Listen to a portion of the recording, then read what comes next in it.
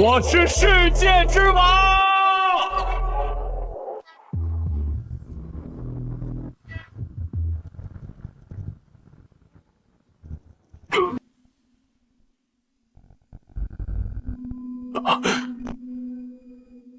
遭报应了吗？若有来世，我要做个好人。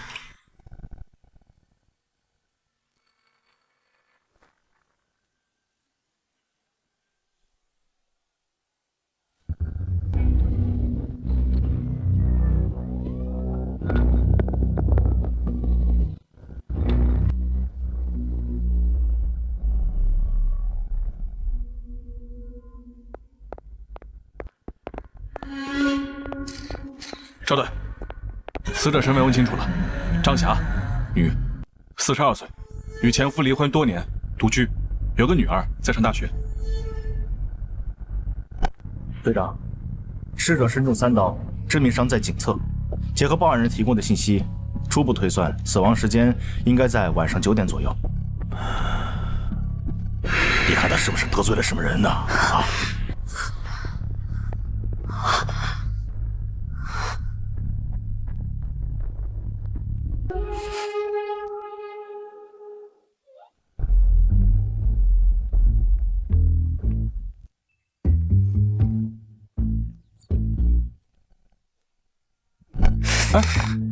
玩，外面出那么大事，你就知道玩游戏。哎，姐，你怎么回来了？不是加班吗？外面吵什么呢？你没听到尖叫声？隐约听到了。怎么了？隔壁出了凶杀案，死者是张阿姨。啊！小吴，你干嘛呢？队长，我马上来。小南，你锁好门，别乱走。我今晚加班，谁敲门你都别开啊。哦。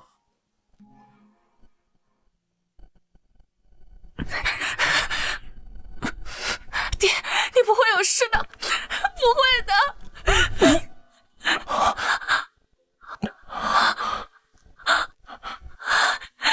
爹，你醒了。我出院了。姐姐，我终于有亲人了。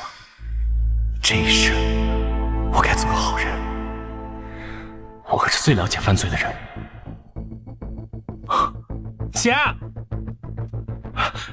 姐，我帮你破案啊！小屁孩，你懂个屁的破案！老实待着。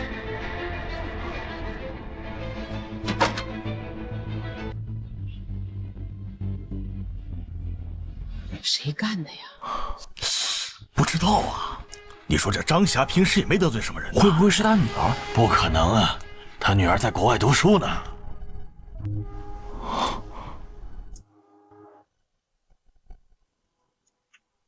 好冷啊！这是逝者的阴疾。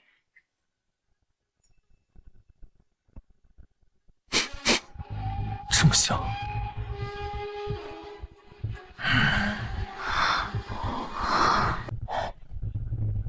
小南，你出来干嘛？里面死人了，快回去。没事了。队长，监控查过了，最近1个小时内没有人离开过这栋楼。队长，窗户没动过，没有攀爬痕迹，窗外有护栏。密室杀人哎！可不是嘛，这种事儿就听说过，可没见过。这算哪门子密室杀人？熟人作案而已，凶手此刻就在这栋楼里。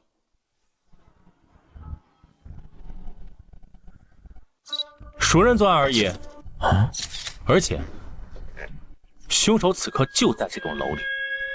可能是熟人作案，调查一下受害人邻里关系。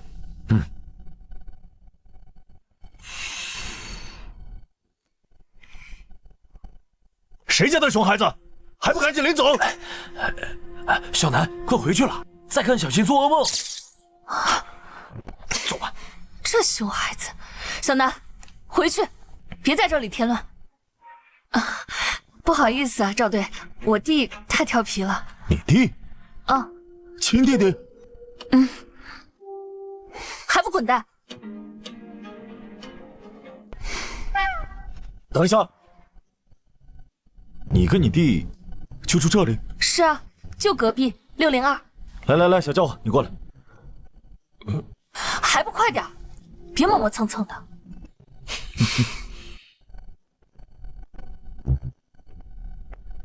小朋友，几岁了？啊？你管我几岁？9点03分在家打游戏，听到尖叫声。大叔，你要问什么赶紧问。来，告诉叔叔，你在听到尖叫前有发现什么，或者曾出门看到什么？没有，我在打游戏。那你怎么说是熟人作案？这很明显啊。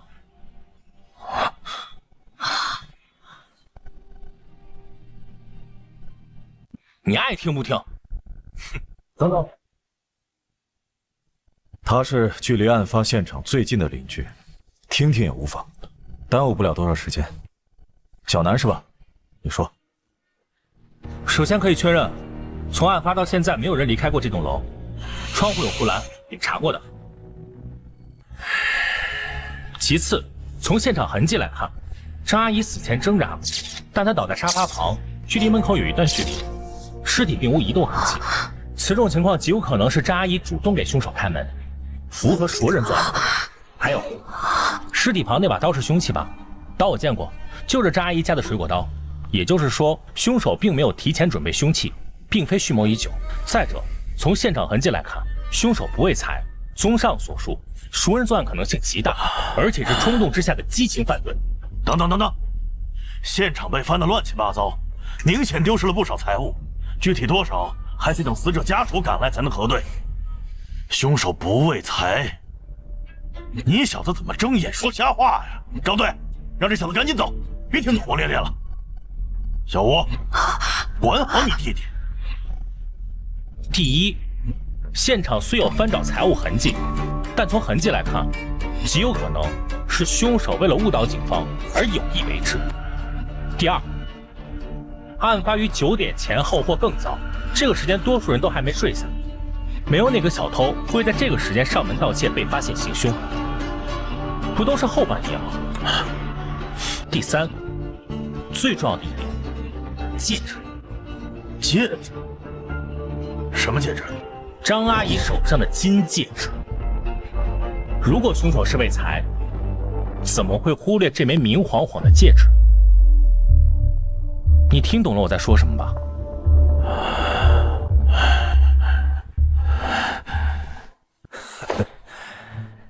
厉害了，小朋友，你怎么懂这些？我爸是刑警，我妈是刑警，我姐是刑警，我就是刑警，家庭熏陶嘛。另外我还看过800集柯南。好小子！行了，回去吧，这里终究不是孩子该待的地方。对了，叔叔，我得纠正你一个错误。别乱说话，你说谁错误？看你能的！叔叔，我要报警！你们看到了吗？都看到了吧？他打我，虐待儿童，快把他抓起来，让他好好反省。报警是吧？叔叔，你看，反了你了！行了，小南是吧？你刚刚说叔叔错误，什么错误？说说看。赵队，小南乱说话，你别介意。没事，我就听听。叔叔刚说，案发前，也就是尖叫前，这是不准确的，因为尖叫可能就不是张阿姨发出的。你为什么如此判断？因为我能听到。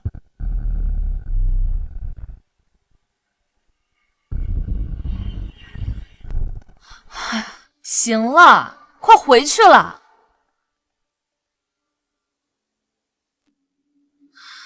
哎，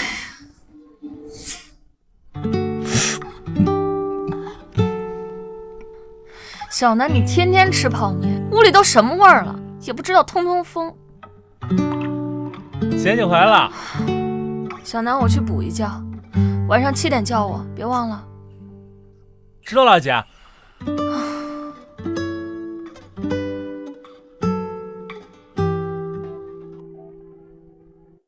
3天了，案子还没破。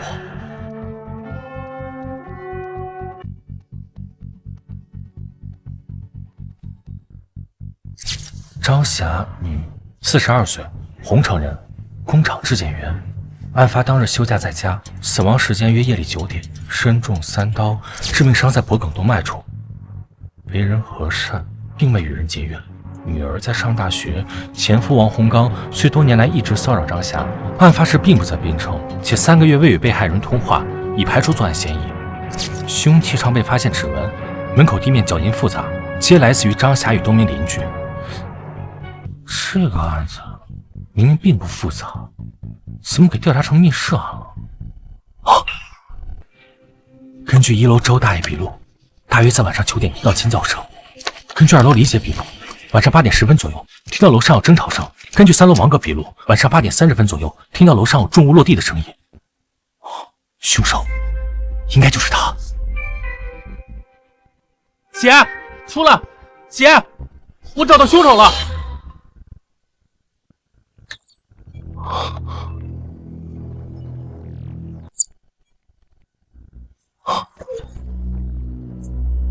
关江花园1单元501-502-701-702，就是他。姐，7点了，起来了。别吵，起来了。小南，你是不是动我东西了？是啊，姐，我看了前几天张阿姨案子的档案。谁让你乱动的？你这熊孩子，都给我弄乱了！你怎么不听话？姐，我这不是想帮你破案吗？帮我？你不给我添乱就谢天谢地了。这是市厅亲自督办的案子，若不能限期破案，你知道多少人要挨处分吗？你还给我捣乱！姐，你别哭嘛，我知道你办案压力大，你精神太紧绷了。一边去！不哭，我告诉你啊，我知道谁是凶手了。你知道？你发现了什么？小南，我告诉你，这种话可不能乱说。你是不是那天看到了什么？不是啊，这是我经过分析得出的结论。在这份档案里，你们忽略了一个非常重要的问题。什么问题？这个问题就是1楼的住户不可能听到6楼室内的尖叫。这算什么问题？怎么不可能？小南，你别添乱了好吗？姐很累，一会儿还要……姐，你听我说嘛！哎呀，姐，你听我说，就在这里，你看。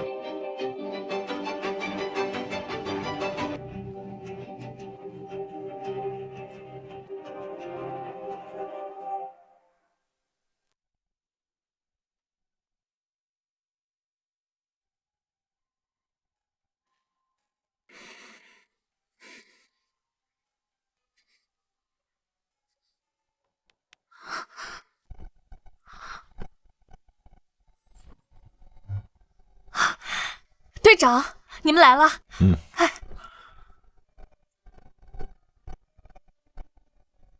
小吴啊，你没睡觉吗？脸色这么差。睡了一会儿。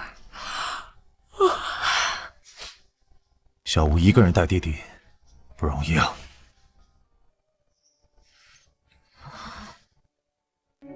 你电话里不是说有重大线索吗？什么情况？快说吧。那个是这样，刚刚我弟说，案发当日那声尖叫如果是6楼室内里发出，1楼住户不可能听到，而按照1楼笔录，却是听到了，还非常清楚。这一点不是在昨天会议上讨论过了吗？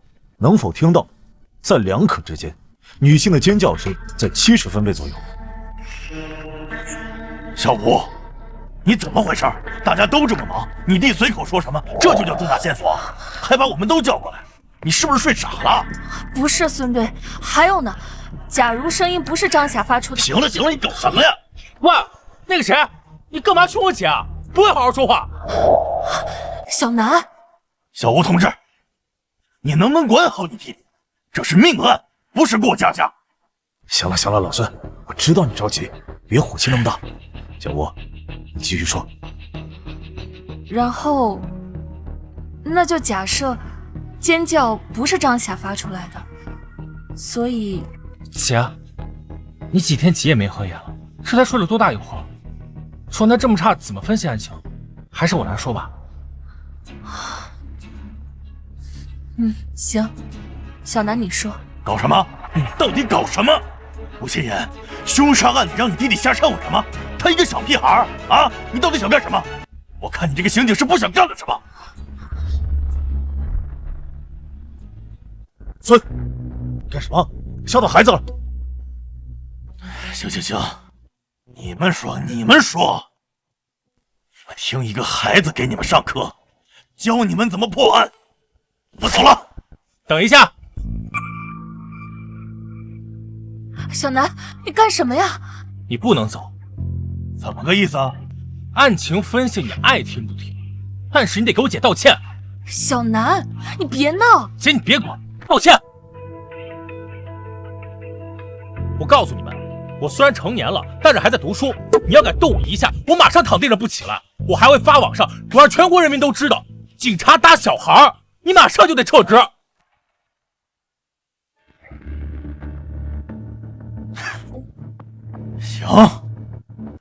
行，吴心言同志，我算是见识了，你们家里真厉害啊！这就是你的重大线索，够了吧？孙，你别吓到孩子。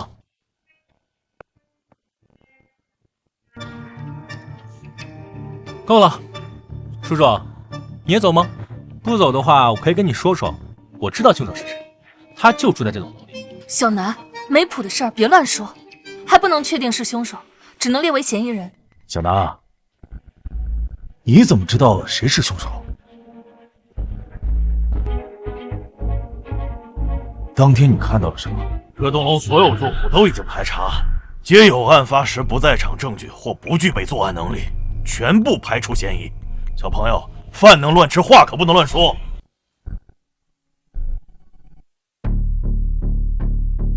首先，1楼绝不可能听到尖叫声。你们认为的两可之间，这是一个极其严重的错判，误导了你们的调查方向。你说错就错，而且我们做过实验。参与实验的几员耳背吗？1楼周大爷选耳背，街坊邻居都知道。而你们做笔录的调查员显然忽略了这一点。周大爷耳背不算严重，这点确实容易被忽略。但我在案发当夜就提醒过你们，我不该听到尖叫声。我在卧室打游戏，隔着3道门，戴着耳机，可我翻遍了所有档案，你们没人记录我这句话。但我听到，周大爷听到了。以上可以证明，尖叫绝非来自于6楼室内，而更可能是楼道内。但张霞死于客厅，尸体并无移动痕迹，所以尖叫来自于凶手伪造。凶手是女性？如果仅推理到这一步，凶手可男可女，男性也可以捏着嗓子使用网络音频在楼道里发出女性尖叫。如此产生了一个新的疑问：凶手在6楼制造尖叫后，楼上楼下邻居第一时间出来查看，他如何跑呢？很显然他没有跑，且可能是最先赶到现场的邻居之一。凶手只可能来自5楼或7楼。如果凶手住在4楼或更下，尖叫后向下跑，很可能会被5楼刚出门的邻居看到或听到。但看所有笔录，没有人发现类似情况。推理到这里，我基本可以将凶手锁定在701、702、501、50245。7楼2户，702空置，701是李大妈老两口。考虑到老人体能以及现场经过布置，基本排除李大妈作案的可能。5楼2户，王叔与柴叔两家，王叔先出来的。502柴叔一家3口，家庭和睦。501王叔一人独居单身多年。绝大多数命案逃不开财情仇，而在本案中，扎伊未与人结怨，也未丢失财物，凶器又是扎伊家的水果刀，所以凶手是因情临时起意冲动杀人的可能性最大。再看笔录，502柴叔笔录证明，他出门时看到王叔已经出门，也就是说，第一个出现在楼道里的人是他，第一个赶到现场的是他，马上断定扎伊出事的是他，踹开门的使门锁遭到破坏的，并向你们走几步留下脚印的也是他。所以我认为，凶手就是他。楼下501的王叔，王胜利。还有很多细节我没说，没必要了。等我说完案发过程，马上抓人审就行。7月13日夜8点半至9点间，王胜利正在张霞屋内谈事情，因为某些矛盾，王胜利失控。停！你可别胡说八道，主观臆断，没有任何证据。这是严谨的推理，如果你觉得有问题，我允许你提问。好，那我问你，现场明明有盗窃痕迹，你为什么说没有丢失财物？张阿姨女儿在案发隔天赶回来，笔录我看了，她这几年在外上学，极少回家，只能确认被害人卧室里过去的首饰没丢，2部旧手机没丢。至于被害人这几年是否置办其他值钱物件，以及是否丢失，他无法确认。你也知道是无法确认。我原本认为戒指没丢是凶手伪造现场的疏忽，但我重新复盘案情后，发现并非如此。凶手在犯案后出奇的冷静，他做了太多他自认为很精巧的本事。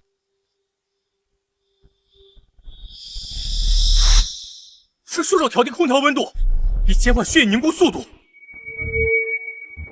凶手还擦掉了刀上的指纹、空调遥控器指纹、柜子前的脚印，因此他不是疏忽，而是故意的什么都没拿走。这假象他认为也是合理的。入室盗窃，还未找到值钱物件，被发现，杀人慌忙逃走。结合被害人女儿的笔录，我认为就是什么都没丢，因为他不拿。你可真有想象力。还有问题吗？有。我再问你，如果真按你所说，一个普通人冲动杀人，他怎么可能如此冷静？他怎么可能想到如何布置，甚至误导警方？谁跟你说王胜利是普通人？什么意思？要不咱打个赌吧？啊！王胜利是凶手？你真当这是过家家？王胜利一定是凶手，没什么好赌。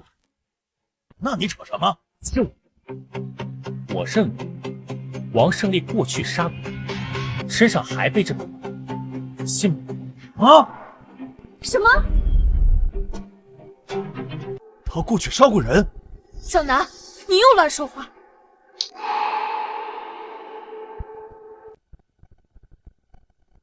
赵队，他没有案底。小南，你怎么知道他杀过人？你发现了什么证据？没证据，没线索，纯推论。哈！他妈的，真他妈说够了！你小子越说越玄，胡说八道个没完！小南，这话不能乱说。什么叫乱说？帮你破案中案不好吗？吴心言，你有空的时候带你弟去医院看看，看他是不是脑子进水了，早点治疗吧。别废话，你赌不赌吧？赌？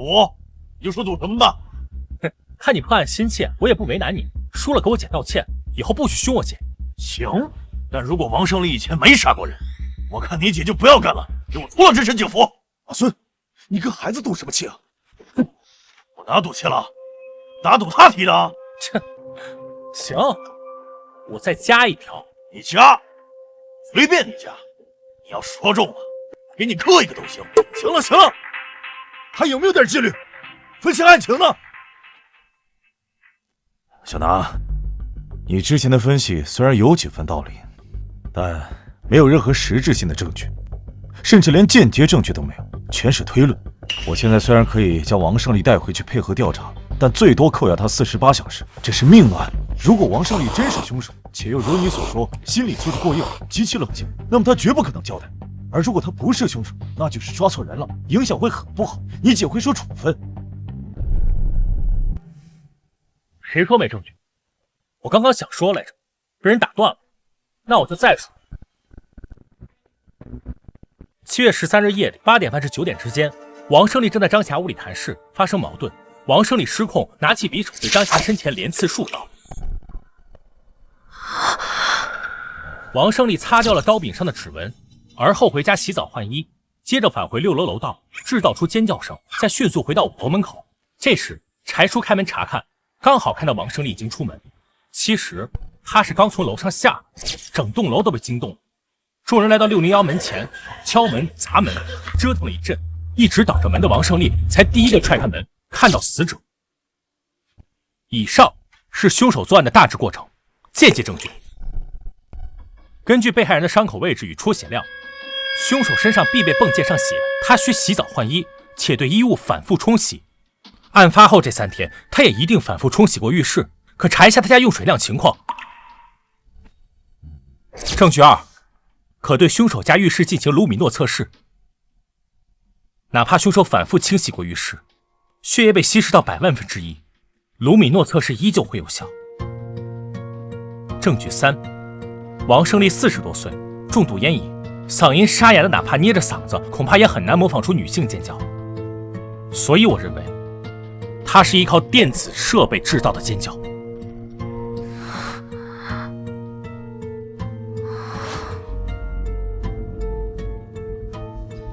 抓人时，让我参与现场搜查，我会给你们找到直接关键证据。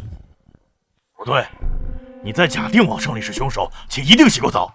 被害人虽然出血量大，但如果角度……案发当天，围观邻居中，王胜利是唯一刚刚洗过澡的人。虽然他吹干了头发，换了衣服，伪装得很好，但他身上有很浓郁的沐浴露香味。我证明我记得，所以我可以断定，王胜利身上不仅仅被喷了血，量还很大。若只是少量喷到衣服上，换衣服就足够了，不需要洗澡。这么想，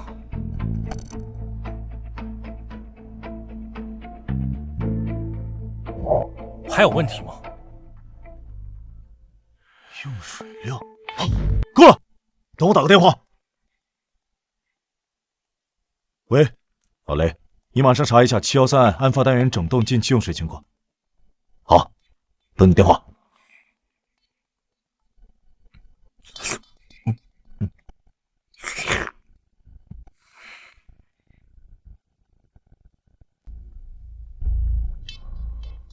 喂，老雷，用水量最大的是哪一户？501是吧？案发前呢？有是吧？最近几天用水量极大是吧？好，够了。行动！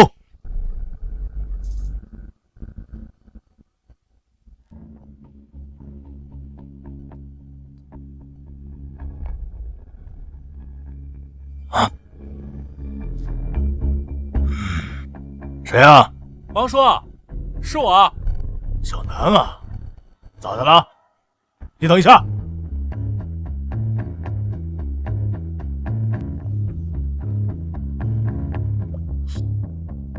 这大晚上的，小南，你有事吗？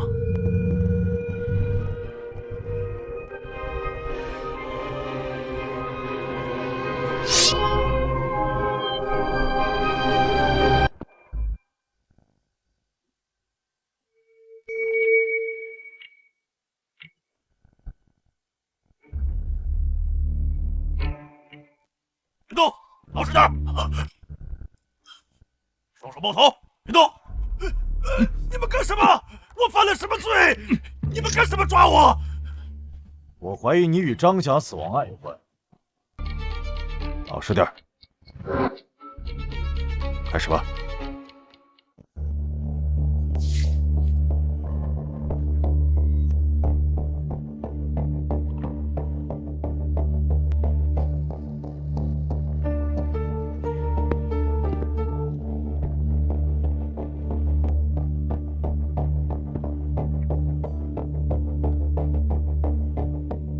小南，你干嘛？恢复数据。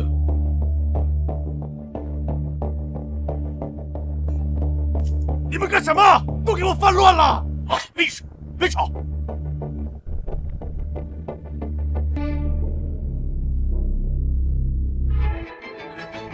队长，快来看！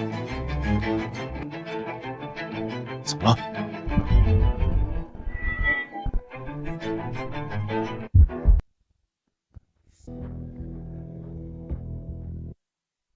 他在销毁证据，这么难缠，这不可能是巧合。洗手间里怎么回事？浴室翻新啊，这不犯法。你这几天用水量极大，翻新你怎么用水？重做防水，测试防水效果呀。女人家家的，什么都不懂。旧瓷砖呢？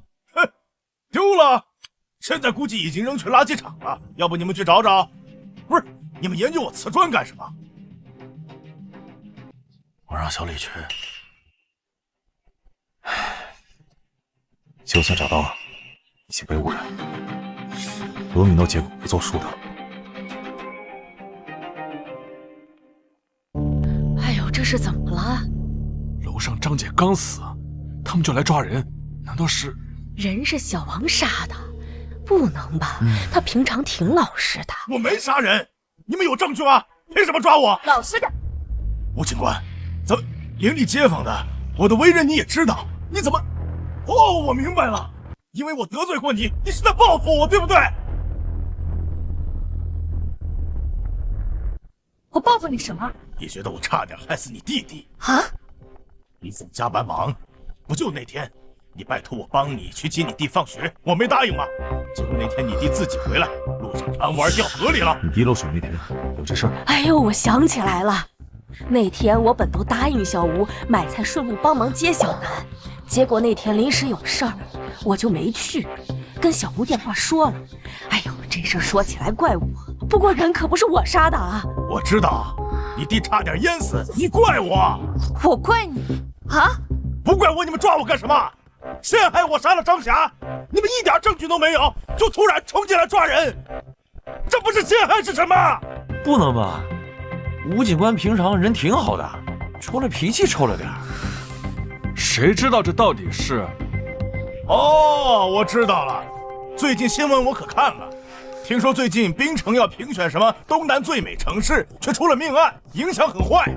听说张霞这个案子是市厅督办的，让你们限期破案，降低影响，是吧？这都3天了，你们一点证据都没找到，急了就把屎盆子扣我头上。把嘴给我闭上，少给我胡咧咧。是，我父母早亡，一个人南下打工，40多岁还是老光棍一条，没亲人没朋友。等你们把我抓进去，把我屈打成招，连个替我伸冤的人都没有，我太适合被诬陷成杀人犯了，是吧？吴警官，你这么陷害我，心够狠的呀！我让你把嘴闭上！哎，老孙，别！看，快看，警察打人了啊！哦哟！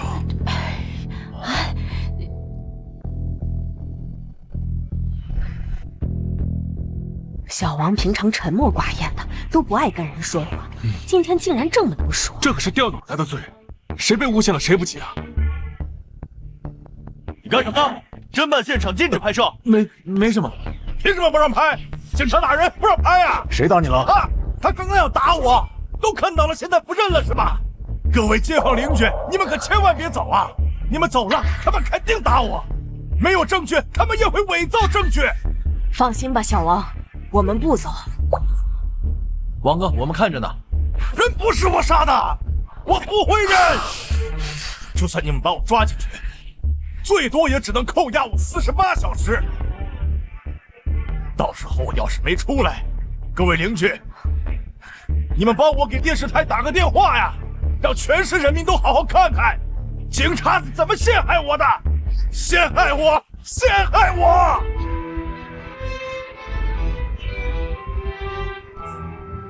吵什么？谁陷害你？吵什么？谁陷害你了？你还有你姐姐！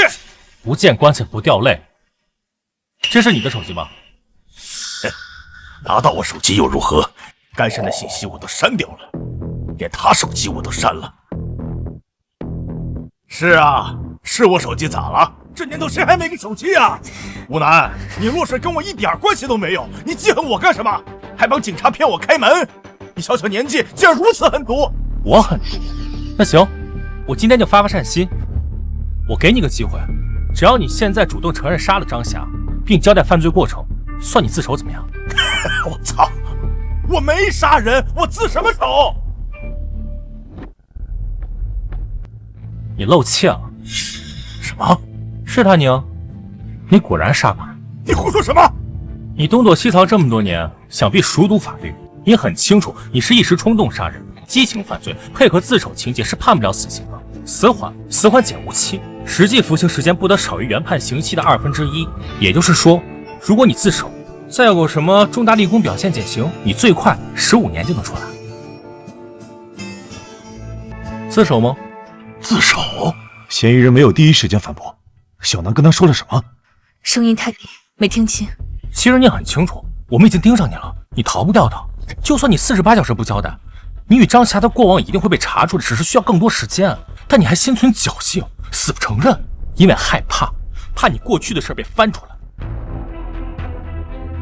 大家都简单点，你自己交代，数罪并罚，下辈子做个好人。我听不懂你在说什么。哼，不见棺材不掉泪，那我送你上路。你没有证据，你没有证据。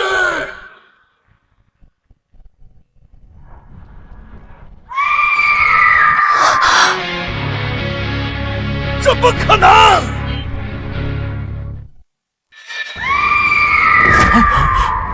这是张霞的声音，听起来有点怪，但这就是那天晚上的尖叫声。对，就是这个声音，就是这声音。不可能！我删掉了，我删掉了。哦，你删掉了？那晚上声音是王哥搞出来的，他搞这个干什么？你承认这是你制造的声音了？不可能的，我删掉了，我明明删掉了。想要彻底删掉一个文件，需要文件重复写入覆盖掉原有文件。你删掉的只是文件索引，文件可恢复。你显然不懂存储的基本知识。具体聊天内容涉及到张阿姨隐私，我就不读了。不过我还看到了你最近2年来通过这款软件搭讪过很多离异女性，并提出无理要求，要我读的吗？别！我杀他！是我杀他！是我杀他！姐，带走！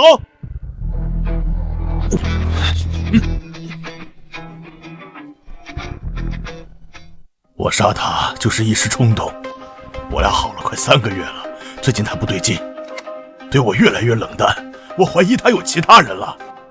那天他不回我消息，我就去找他。谁啊？我。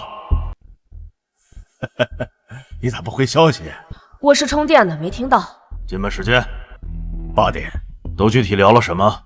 就闲聊了一些，我还问他今天休假，白天干嘛去了，他也没说。王胜利以前真杀过人？杀过。为什么杀他？他肯定是外面有人了，他对不起我。老实回答问题。我说，时间不早了，要不我今晚就住这儿吧。什么早啊晚的，你就楼下，回去吧。出去，给我马上走！你是不是外面有人了？滚，给我滚！再不走我报警了。报警？现场盗窃痕迹是你布置的？是。你调低了空调温度？是我。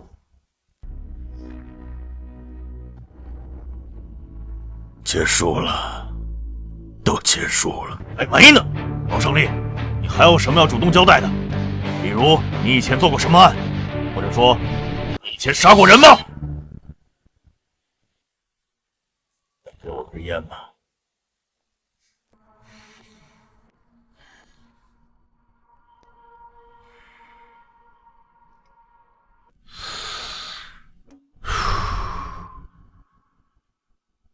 王胜利，回答问题，你以前杀过人吗？我没杀过。张霞是我杀的，我承认了。至于其他的，我没什么好交代的。哼！王胜利，我警告你，不要负隅顽抗。有本事你们去查呀！啊！王胜利，你犯下的罪已经足以判以死刑。是啊。我都给我拍枪毙了，我还有什么好怕的？你这个时候耍无赖没有任何意义。你们不是急着破案吗？案子已经破了呀，还不赶紧把我送去判决枪毙？你怕折腾什么呀？不会吧？你们警察还真是正义的化身，怀疑我以前还杀过人，就一定要查清楚。据我所知，只要我身上还有案子没查清，你们就一直关注啊，命还长着呢。小南，你说他以前杀过人，有几分把握？10分。我去审吧。赵队，听说你们找到证据了。小赵，审讯的怎么样？嫌疑人已经交代，对犯罪事实供认不讳。赵队，这孩子怎么又在？之前在调查现场，这孩子是在乱动嫌疑人东西。我不好。小赵，这是吴心言的弟弟吴南，署长你也知道他们家里情况。哦，我知道。父母因公殉职后，就剩他们姐弟俩了。对，是怪难的。小吴也忙，以后这孩子要来署里就来，没地方写作业就去会客室，纪律就是纪律。这边是办案区，不是孩子该来的地方。署长，实际上这个案子能破。署长，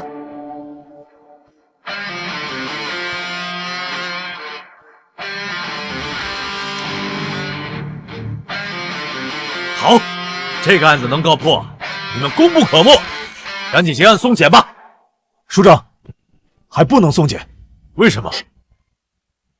小南，你说他以前杀过人，有几分把握？10分。我们怀疑，嫌疑人在杀害张霞之前还杀过人。还杀过？有什么线索？这嫌疑人目前拒不交代过去犯案，没有线索。是我说的，嫌疑人以前一定杀过人，交给我来审，我能马上结案。小南，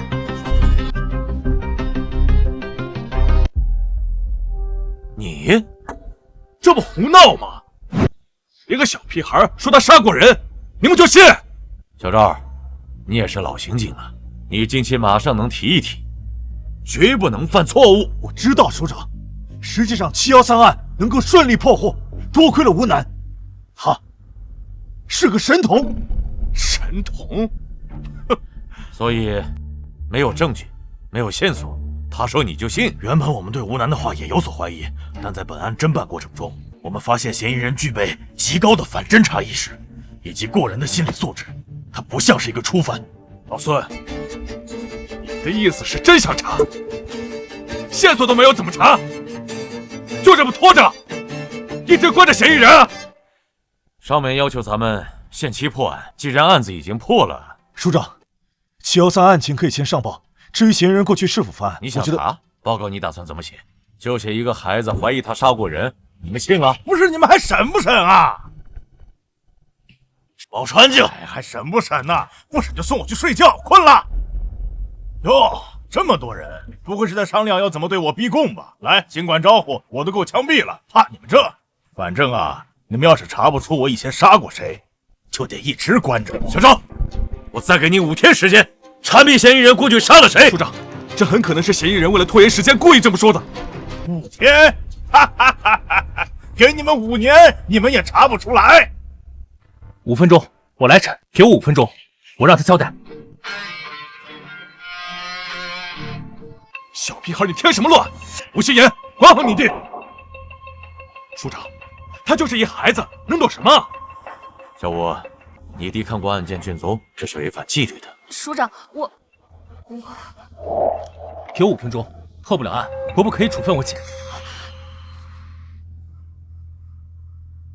署长，请给我弟弟5分钟时间，如果不能破案，我愿意接受任何处分。署长，让一个9岁小孩办案，他们简直胡搞乱搞！行了，署长，您不能这么放任。5分钟，还是耽误得起的。既然你说他是神童，你又立下了军令状，那我就给他5分钟。好，就5分钟。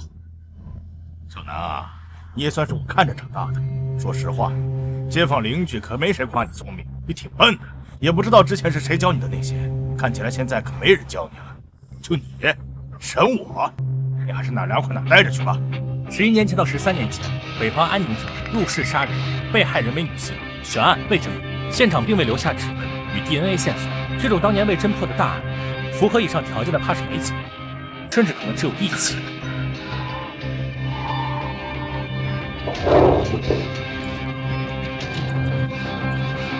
知道，直接告诉你答案，你肯定不服。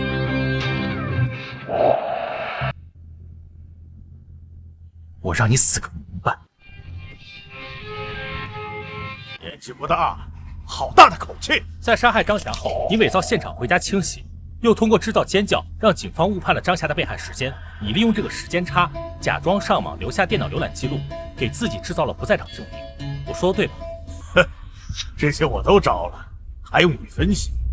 我是想说，你在杀人后那般冷静，有极强心理素质与反侦查能力，你不是一个普通人。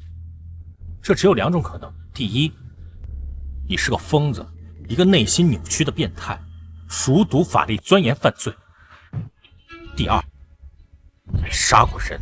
你怎么知道我是个变态？你搬来10年，如果你真是一个变态，你不可能忍到今天。都是你的胡乱猜测。你知道你最大的破绽是什么？第一，直接逃走太明显，住得那么近，谁在张霞被害后失踪，谁就是凶手。第二，你不想破坏自己如今安定的生活。根据你的第一次笔录，你是北方普林省人，父母双亡，10几岁被远走他乡，来到南部，辗转多地打工。10年前定居于槟城，靠打零工过活，很少社交，未婚未育。其他邻居的笔录里关于你的部分也提到了，你性格内向，沉默寡言，甚至可以说是孤僻。但如此能说会道，你真的是孤僻吗？逃了10多年，伪装的心。你自述没有任何亲人朋友，也就没有人能证明你的过去。本市定居10年来，你拒绝社交，跟谁都不熟。反侦查意识不是与生俱来的，你必然看过大量相关书籍，或许你自己都没有意识到，你身上的味道有多重。什么味道？逃犯的味道。你这种人，如果不怀疑你还好，一旦盯上你，实际上你处处都是破绽。你过去10年给人留下的印象完美符合一个逃亡者、潜逃者特征，而你在本案侦办过程中的表现，也证明了你过去10年是在伪装。杀人后的冷静，强大的反侦查意识，性格的伪装，拒绝社交，隐藏自身，单一条件或许说明不了什么，但若汇聚到一起，不知道你身上味道有多重吗？10年来，你每日惶惶不安，每一次警笛声路过都让你恐惧。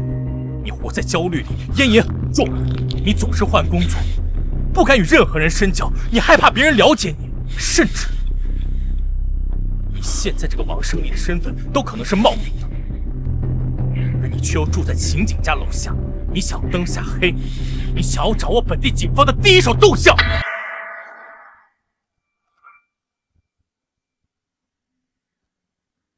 你杀过人，对吧？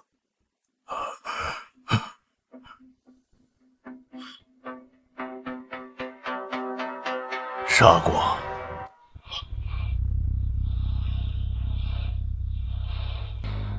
又如何呢？你凭什么说我在什么时间、什么地点、以什么方式杀的人呢？你没有证据，没有线索的，对吗？对我个人而言，你这个人以你的行为就是最大的线索。时间差不多了，既然你已经承认你杀人，那我就长话短说。第一，你曾经是一个小偷，做过入室盗窃。小南，你怎么判断的？报告需要写清楚。因为张霞被害现场的盗窃痕迹是专业，一个入室盗窃惯头会很清楚哪里可能有财物，哪里没有。而在张阿姨被害现场，距离门口最近的鞋柜，还有厨房橱柜、洗手池台下柜等位置，并无翻找痕迹。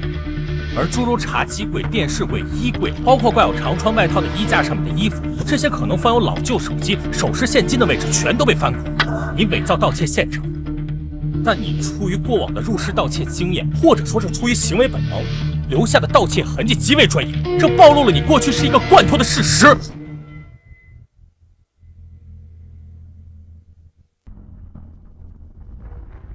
第二，王胜利自称来自北部3省之一的普林省，10几岁离家，距今30年。你说，如果王胜利真少年时来南部，他的口音应该早就变了，可他没变。虽然他极力克制自己的口音，但偶尔还是会暴露。王处，是我。小南啊，咋的了？北部3省。以安宁省口音最重，也最容易识别。如果我没听错的话，你应该是安宁。第三，既然王胜利乡音难改，说明他至少成年后的很多年内都在老家，因此我认为他正是在第一次杀人后才逃离的家乡。第四，王胜利身高163，身材瘦小，他杀害的若是一个成年男性，且自身没有暴露，此情况难度过高，因此我倾向于他杀害的是女性。第五，人是有行为惯性的。王胜利在杀害张霞后，身旁的张霞的尸体，他却能够从容的清理痕迹、伪造现场，甚至包括他想到了要把现场布置成入室盗窃这一点。我认为王胜利在冲动杀人后能有如此高的执行力，与他过去经历过的相似场景有关。第六，一个人在杀人后，往往会东躲西藏一段时间，关注一下案情进展，而后找个地方安定下来。王胜利是10年前来宾市的，这是他最后的目的。这10年也说明了，王胜利不是一个爱换地方居住的人。不然应该警告你。因此，我认为他上次作案时间应该是在11年前到13年前之间。综上所述，时间11年到13年之前，地点安宁省，案件类型入室盗窃，被屋主发现后误而杀人，被害人大概率为女性。因王胜利此前态度嚣张，声称5年也破不了案，可判断现场应该没有留下 DNA、指纹等直接性证据，所以他才如此自信。姐，符合以上所有特征的资料找到了吗？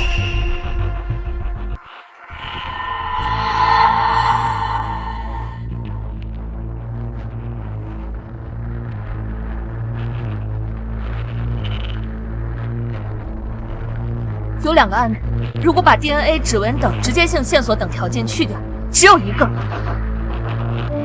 12年前，安宁省会凤阳市616灭门惨案，被害人是一名成年女性与2名婴儿。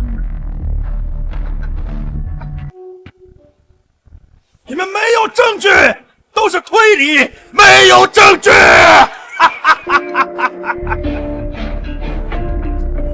真的？没有，你们没有，你们没有！啊！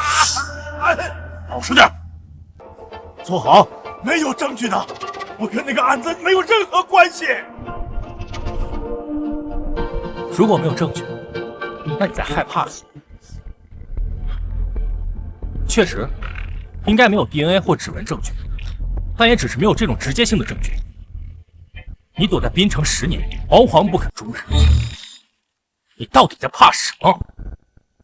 是有证据的对，一起凶杀案至少要调查半年以上，所有线索全断了，无法继续追查，才会暂时搁置。期间会有成百上千的人被排查，庞大的调查信息里会有很多佐证，很多间接证据。只是因为当初你是随机作案，从未被列为嫌疑人，没在你身上核对，才让你暂时的逃脱法网。而现在，我们已经将你与616案联系在一起，逃不掉。组长，我提议马上向凤阳同胞申请调来616案全部档案，并请凤阳同胞派遣当年参与过此案调查的老同胞前来本市协助办案。同意。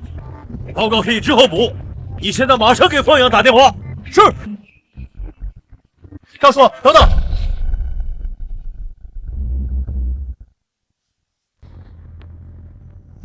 算上那边整理资料的时间，凤阳警方最晚后天也能抵达，满打满算2、3天时间。无论你交代与否，616案必破，你何必思考？大家都很累，不是都简单？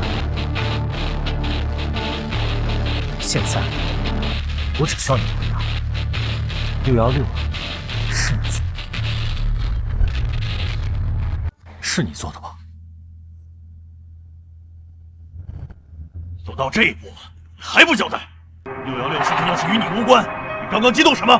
说话！王胜利，你现在负隅顽抗没有任何意义。你是不服我吗？因为我年纪小，却抓到了你。其实这次有没有我，你都会被抓。你杀张霞可不是随便的动机，就算没有我，只需要多几天时间，也一定会查到你与张霞的关系。署长，这种死硬分子，交给我，我保证他今晚就开口。在凤阳警方抵达前，让他交代全部犯罪过程，可以直接结案。我都审得差不多了，轮得到你吗？退一万步说，也该是我姐来审。什么叫审得差不多了？他不肯交代犯罪事实，又没有直接证据。到时候就算凤阳警方来了，补充了证据链，连口供送检会极为麻烦，说不定还要拖多久。这种死硬分子必须攻破他心理防线。你姐才从警几年，他审得明白吗？照你这么说，那我还是学生，你觉得我审得明白吗？你要是真有本事，就让他开口，不然别影响我们办案。姐，你一定有办法让他开口。啊，我？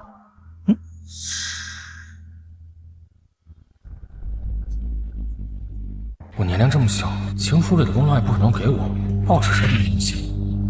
唉，哼，现在知道叹气了。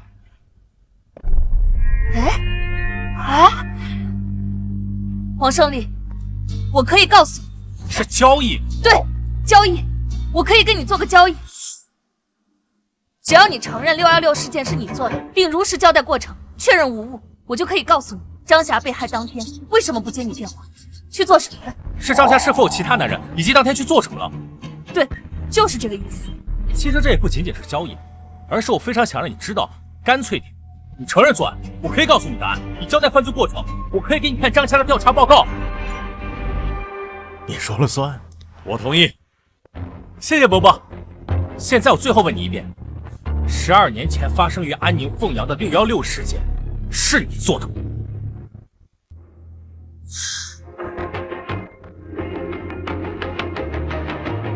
那个事情，那个是我做的，是我做的，人都是我杀的，该你了，告诉我。你知道我为什么想让你知道吗？什么？我想让你知道，你有多该死。什么意思？在张霞被害的6天前，她因突感身体不适，前往医院检查，并在医生建议下做了穿刺活检。案发当日，张霞再次前往医院复诊，并拿到了活检报告。她得了肝癌。张霞没有你所认为的其他男人。根据张霞与闺蜜的聊天记录，张霞在得知自己生病后，首先想到的是女儿之后的学费，然后才是自己治病。她很缺钱，她也知道你这10年生活低调，有一些积蓄，但她却从未想过让你出钱。她确实是想跟你分手，但她不想拖累你，而你却杀了她。你可真该死！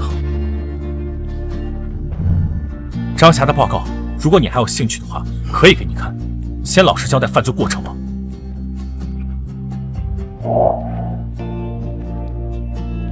等等！枪毙我吧！人都是我杀的，我该死！你交代作案过程要与案件细节对得上，这才是你做的，法律自然会惩罚你。神经病！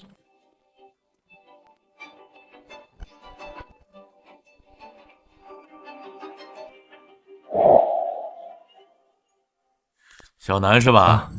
吴南。楚阔海楚伯伯好。哎，好，真是神童啊！哪里有什么神童，还不是我姐教的好，离不开我姐对我的耳濡目染。我明白，明白，也是，你还是个孩子，无论是对上面还是对大众，都不好把你写到凶杀案的报告里。你代表你姐侦破此案，那这2个案子的首功自然是她的。放心吧。楚伯伯，那有奖金吗？我想换台电脑。有啊，713案能迅速侦破，署里自然会嘉奖。另外，616案既然当年没有侦破，肯定会向社会征集线索，应该会有几万块奖金。署长，案子不是小吴破的，他本就是走后门才被调入总队的，能力不足，手供给他恐怕难以服众啊，引起更多非议啊。有病就去看，没事老嚼什么舌头。小鬼，你骂谁啊？我没骂人啊。你说谁有病？你啊，嘴唇发紫，口呼吸撞胸，偶尔咳嗽。我真心建议你去医院看看，病得不轻，再晚说不定就来不及了。你这孩子，你还有没有教养？到底是谁没有教养？说谁走后门呢？一把年纪了还妒贤技能、争功夺利的。你什么你？我姐今年27，5年前从东南警校毕业，2年特警，拿过2次东南警界女子格斗冠军，1次射击冠军。之后我姐转去基层，从民警做起，也是处在第一线。3年前梅河区闹市劫持案，是我姐与人质互换，最终制服歹徒，差点被抹了脖子。前年那场爆炸，要不是我姐枪法够准，用手枪打中了120米外的目标，说不定还要炸死多少人。去年联合行动追逃犯，我姐身中2刀制服逃犯，在家躺了足足3个月才阳。失事我承认，我爸妈6年前因公殉职，我姐在晋升过程中确实受到了一些照顾，包括去年调入总队后继承了父亲的警号。但我敢说，我姐没有走后门，她走的每一步都堂堂正正。她是一个极其优秀的警察，容不得你来抹黑。舅舅提过很多次，想把我姐调去他那边，待遇肯定比这里好。是我姐不同意。按照她的话说，这是我爸妈守护过的城市，她要继承爸妈的志愿，继续守护这里。说的好像谁没负过伤一样。这里的老刑警有一个算一个，谁当初不是冲在第一线？谁没负过伤啊？哎，行了行了行了，这是负伤的事吗？我姐几次破格提拔，不是立功就是拼命，你说谁走后门呢？那行，现在领导不是在呢吗？你说，是谁给我姐开的后门？这个，我也是听说里传。行了，你跟孩子抢什么呢？家长的事儿就这么定了。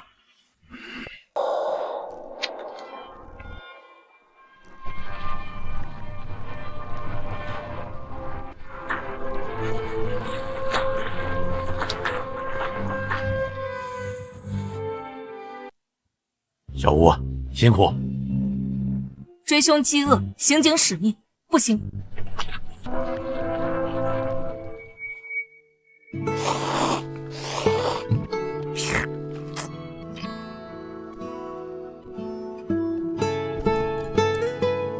姐，你回来了。姐，刑警不该是忙的时候忙死，闲的时候特别闲吗？这才破了大案，你就休息了一天，又开始没日没夜的忙。清理积案专项行动，所有人都在加班。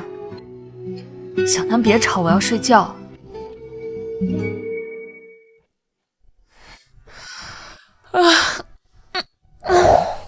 姐，你醒了？我的好弟弟啊，让姐姐好好看看，怎么变得这么聪明啊？这算什么？这么简单的案子，非要本神童给你推理一番。说你胖，你还喘上了？本来就是嘛，多简单的案子，我分分钟破案。你又是加班又是熬夜的，你是不是泡面吃多了中毒了？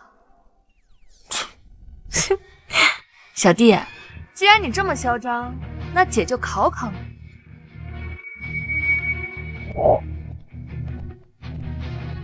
来，你给我分分钟破掉这个案子，让我看看。去年12月的案子，到现在都大半年了，居然还没查出结果。这档案都堆得这么厚。死者叫宋东，是51岁的新力食品厂老板，和妻子已经离异多年，家里还有2个已经结婚的女儿。经过法医的现场勘验，确定死者宋东死前正坐在椅子上，凶手从他身后突然用塑料绳勒住他的脖颈，导致他窒息死。初步推断的死亡时间大概是晚上9点10分左右。窗户没有被撬的痕迹，也没有上锁。初步推断，凶手是翻窗潜入办公室行凶。警方在现场发现10多个人的脚印，43码的登山鞋印，被认为是来自凶手。根据前期调查，宋东当天下午4点回到工厂，6点在食堂吃了晚饭，大概6点半返回办公室，之后就再也没有出来过，直到保安发现了尸体。而在保安发现尸体之前，最后一个进入案发现场的是采购部负责人康婷婷。当时他是去找宋东汇报过期面粉的退货情况。案发后半个月内，我们收集了数百份笔录，最终确认3个重点嫌疑人：前员工李泰，个人原因离职，被扣1个月工资，曾多次来工厂讨说法。案发前3天，李泰讨薪时被打。面粉厂老板冯群因过期面粉退货事宜与宋东发生纠纷。财务付娇娇原本是普通员工，因成为宋东姘头，一跃成为工厂财务主管。案发前曾多次挪用公司公款，并因此与宋东争执，被宋东殴打。此时工厂内人尽皆知。在宋东死后，付娇娇还加入了宋东的遗产争夺战，声称与宋东是事实夫妻。在调查的第2个月，他便被列为了头号嫌疑人。虽然他有不在场证明，以他的体力，人也不可能是他杀的，但不排除买凶杀人的可能性。可查了几个月，姐，你们所列的这3个嫌疑人，或许调查方向全错。怎么？你有什么发现？还没有。哎，没有你说什么？其实也不是没有。哎呀，案件已经过去大半年，现场很多线索都已经被破坏或被凶手隐匿。不过，仅从你带回的档案来看，我至少有10几个怀疑。10几个？对，站在凶手的角度，考虑到人性，因为利益，因为感情，因为仇恨，熟人作案，预谋杀害。宋东的人际关系很复杂，太多人值得被怀疑。果然啊。什么？小南啊，你现在可是我们警署里的名人，都说你是神童。你很聪明，善于推理，可你毕竟还小，没有系统的学习过刑侦。实际上，你能想到的，我们全都查过，几10个怀疑对象，才筛出这3个嫌疑。上百人的专案组，足足查了3、4个月，而且时代不同了。正如你说过，713案，只要再多给我们一些时间，我们一定会查到王胜利与张霞的关系。还有12年前的616案，虽然是随机作案，但入室若发生在这个时代，以现在的公共监控密度以及侦查技术，凶手不可能逃掉。姐，为了打击你亲弟弟，你还真是煞费苦心。我没打击你，现在谁都说你是个刑侦天才，我也希望你将来考上警校，毕业成为刑警，咱妈的警号还等着你继承呢。档案你也看了，也说不出个直接嫌疑人，说明仅凭刑侦推理是破不了这个案子的。你终究还小，总不能让你跟着我们跑东跑西去做走访调查吧？实际上这个案子在没有新线索出现前是不该重启调查的。如果不是因为这次清案行动，我们必须得试试。姐，带我去警署吧。去干嘛？你这里档案不全，最重要的工厂监控只有一些截图照片。姐，如果你给我用你们警队资源，我说不定不，我保证3天内给你找到凶手。哼，又吹又吹，刚刚还说分分钟就能破案呢，现在又改成3天了。我们上百人花了几个月的时间都没能查出来真相，你竟然说想3天就破案，就不怕把牛皮吹破吗？哼，分分钟形容词而已嘛。但我相信，只要给我更全面的案件信息，3天破案绰绰有余。姐，我知道这违反纪律，要不你跟赵叔叔说说，通融通融。要不你先把监控硬盘拿回来，我先看看。小南，你要明白，你偶尔去警署掺和2句，没人会说你。但如果是去参与案件的长期侦办，对谁都说不过去。跟赵队说，他可能同意让你去，但破不了案，从上到下太多人会被处分。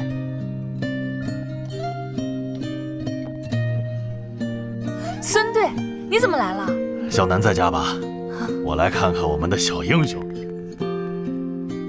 怎么，还生叔叔气呢？叔叔给你道歉好不好？你可真是我们的小英雄哟！这次能破案，多亏了你。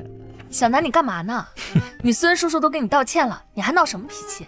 孙队，不好意思，我弟被宠坏了，平常就这么凶，我都管不了他。不碍事，不碍事的。道歉，一点诚意都没有。你是说，咱俩打那个赌？不至于啊，我怕折寿。那是什么啊？啊，我听你说了，等奖金下来，你想买个新电脑是吧？这样，叔叔给你买。你说你想要什么？可别，我们家里虽然不富裕，但电脑还是买得起。小南，你别太过分。哎，没事没事。小南啊，那你有什么要求，你尽管说，叔叔保证给你安排的明明白白。我要去警署。去警署干什么？破案。破案？1213案？这个案子难呐。其实这个案子可能没你们想的那么复杂，或许我此刻心里的头号嫌疑人就是真正的凶手。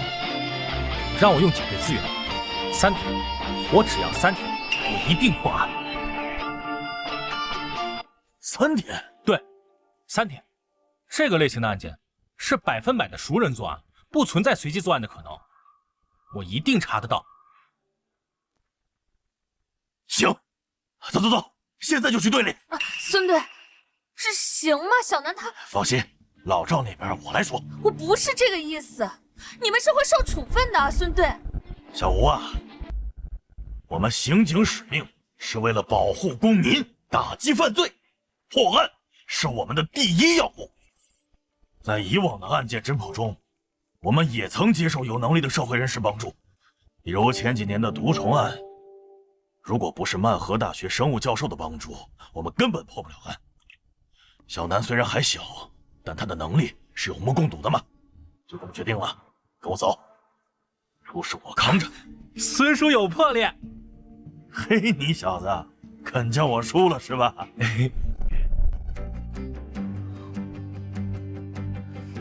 小南啊，这些是目前全部侦办档案，你还需要什么？我需要宋东更为详细的家庭资料，包括他的前妻、2个女儿、父母、兄弟、直辈亲属，最好照片。另外，我还需要知道宋东死亡后，他的遗产都被谁继承了，包括工厂、房产、现金资金去向、银行流水等等。孙叔，咋了？小南，你现在已经开始指挥补充侦查了，你是不是真的发现了什么？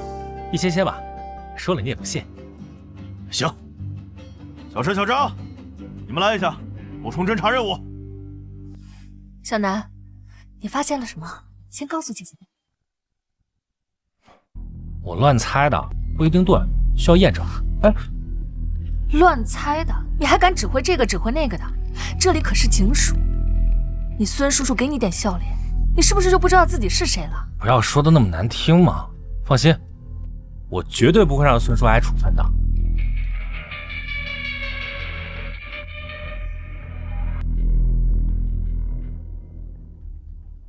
小南， 30倍快进，打得跟 PPT 一样。你这是在看什么？看人啊！人？这食品厂可是有200多号员工，每天人来人往，12个场景监控，你30倍快进能看出什么啊？首先，这12个都是广角监控，都覆盖范围极大。按照正常人的步行速度，出现在监控里后，半分钟内走不出去，所以我不会错过出现在监控里的任何一个人。其次，我是神童，我都记得住。当初我们可是安排了3个人，将案发前7天的所有监控全都完完整整的看了一遍，并没有找到嫌犯的任何线索。我找到了。找到什么了？案发前2天，午休的时间到处都是人。小南，你看出什么了？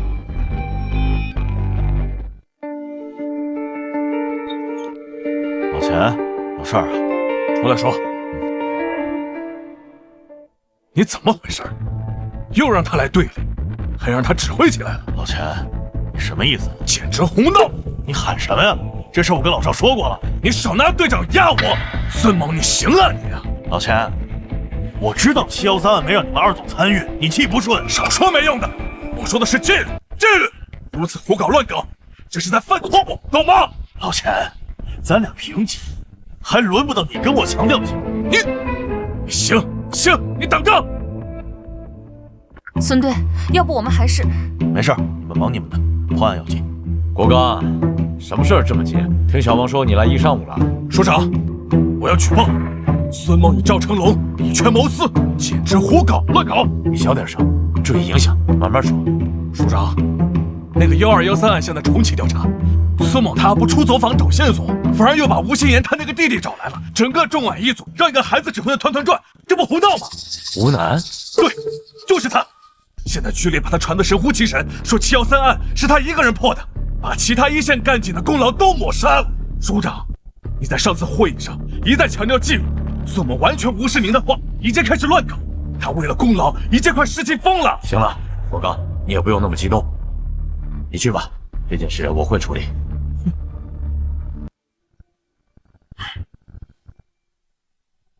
推理到这一步，基本可以锁定他就是凶手，但因为他在作案前做了充足的准备，所以还是需要更多补充侦查，完善证据链，尤其是他伪造不在场证明的方式，必须查清楚。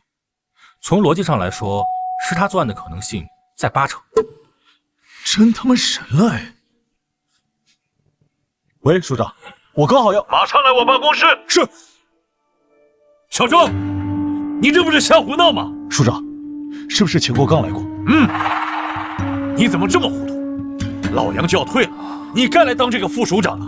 这个时候你怎么还瞎胡闹？孙猛性格冲动，你怎么也跟着一起？不是，署长，其实什么不是？你让一个孩子来指挥你们，传出去什么影响？你知道这件事捅到视听去，你什么责任吗？署长，我觉得我们做刑警，一切以破案、为被害人讨回公道为目的，方法破案？你说的轻松。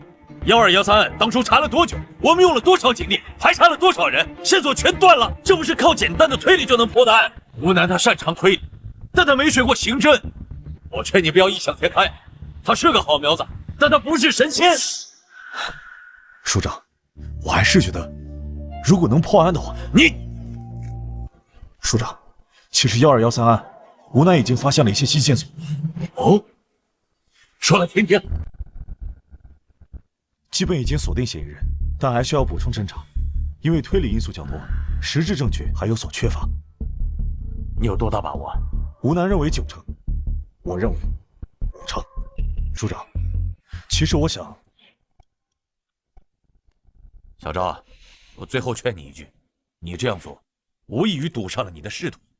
案子破了，你就是副署长；可如果没破，这么乱搞，你知道后果的，你要考虑清楚。署长，我明白，我考虑清楚了，破案要紧。去吧，有问题随时向我汇报。是。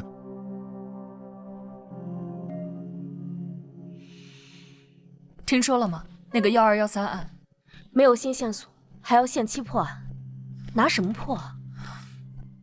给我调查嫌疑人案发后到现在的资产变化，我还需要他的通讯记录、各大社交软件聊天记录。嫌疑人更加详细的背景资料、人际关系，主要是他弟弟的资料，全部都要。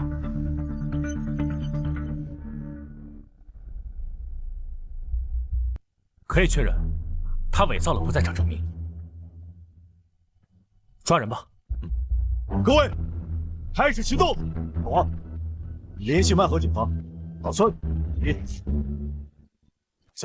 是署长。喂，署长，有人向市厅匿名举报，说你们无组织无纪律，听一个孩子指挥，胡乱办案。刚刚市长亲自给我打了电话，让你们马上停止对此案的侦查。市厅检查组已经在来的路上。署长，没什么可是。等市厅检查组过来，你们准备交代情况吧。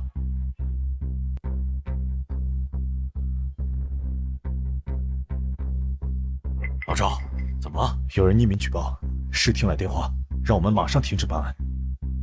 检查组马上就来。啊！他娘的，谁举报的？这个时候添什么乱？赵叔，检查组什么时候来？一会儿吧，估计中午之前。那来得及，我们准备一下，我来搞定检查组。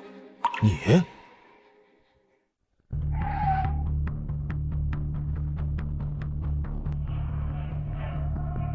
老楚，你怎么搞的？我市今年的工作重点就在刑侦方面，你到底知不知道？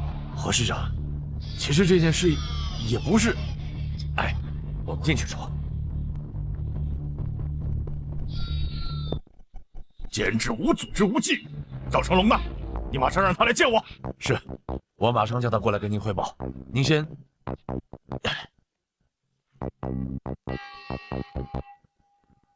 起立！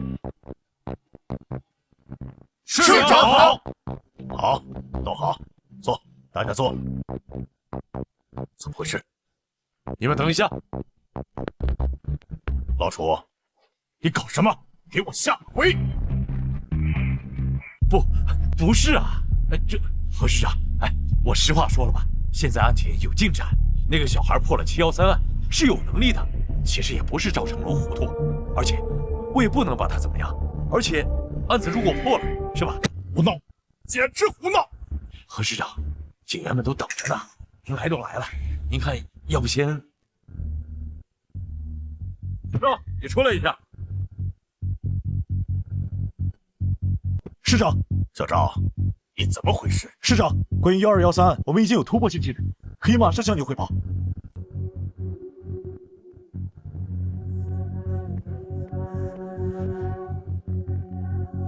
你去领装了？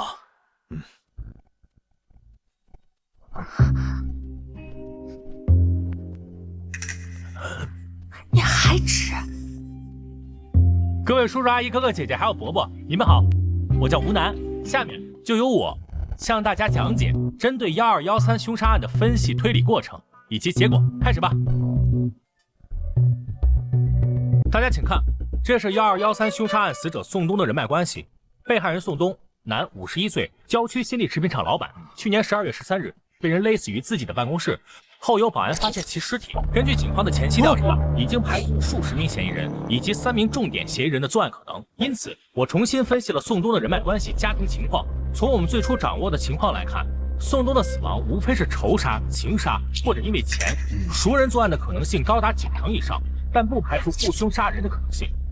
但对我个人而言，结合案情实际情况，我认为必然是熟人作案，并无雇凶杀人的可能。因此，我将侦查重点放在……小朋友，问一下，您说，1213案是去年年末的头号重案，我也看过卷宗。据我所知，被害人宋东是本市知名企业家，社会关系极为复杂，被害前还有多场官司在身。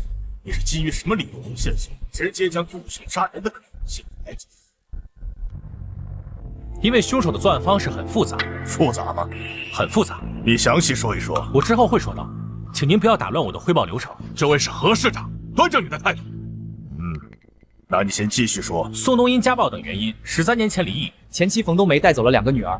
宋东与女儿的关系非常冷淡，直到4年前，冯冬梅因病去世，宋东与女儿的联系渐多，关系逐渐缓和。在我初次看完卷宗时，我个人认为宋东的被害因为钱的可能性最大，首要怀疑对象是财务主管付娇娇，她是宋东的姘头，并在宋东死亡后参与了遗产争夺战。但我很快又排除了对付娇娇的怀疑，因为经过分析，我发现活着的宋东比死亡的宋东对付娇娇的好处更大。事实也确实如此，付娇娇还没有嫁给宋东，打官司也没有拿到任何遗产。因此，我转移了分析重点，将注意力放在了宋东的家庭上。他有2个关系不怎么好的女儿。看图，大女儿宋倩，女，27岁，4年前结婚，丈夫苟洪涛在宋东死亡前，2人定居曼河市，开设了一家很有规模的连锁快餐店，育有1女，已经1岁。2女儿宋阳，女，25岁，2年前结婚，丈夫张科在宋东死亡前，夫妻2人也是定居曼河市，都在外企上班，未生育。我记得刑侦上有一句名言，叫做大胆假设，小心求证。我怀疑宋东的死与他2个亲生女儿有直接关系。其实我还怀疑过其他人，并也做了补充侦查，但现在那些已经不是重点，暂且不说。我就说我为什么怀疑他们。你这个假设不算多大胆吧？宋东被害后，他的遗产被2个女儿继承，他们是宋东死亡的直接受益人。在案发后第一时间，他们就是被重点怀疑对象，包括他们的丈夫。当时我也在专案组内亲自带队去了曼河调查，他们都有充足的不在场证据，很快就被排除了嫌疑。你能别打断我吗？那我继续说。第一，他们与宋东的关系不是很好，当年家暴离婚，可以说是他们的童年阴影。宋东在前妻去世前几乎见不着女儿。第二，宋东可能会再婚，再婚的对象就是傅娇娇。宋东51岁，傅娇娇才36岁，相差15岁。宋东身体很差，死亡前已经是2鬓发白，2人若是成婚，可以说是老夫少妻。根据之前的调查取证，傅娇娇与宋倩、宋阳在宋东死亡前3个月有过频繁的通话，而根据之前财务室员工的证词，傅娇娇曾在电话中与宋倩、宋阳发生过激烈争吵，宋倩、宋阳以及他们的丈夫还来过新力食品厂与傅娇娇发生冲突。为什么？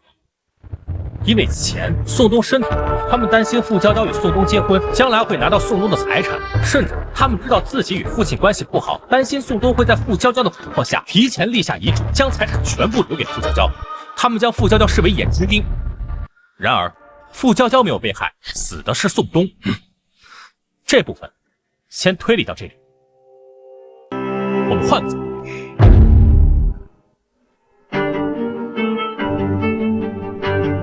请看，这是案发食品厂12个厂区监控，监控覆盖了厂区大部分区域，只在厂房后、办公楼后几处转角存在监控死角。由此我们可以推断出，杀害宋东的是熟人，且对新力食品厂很熟悉，如此他才能在作案前后完全避开厂区监控。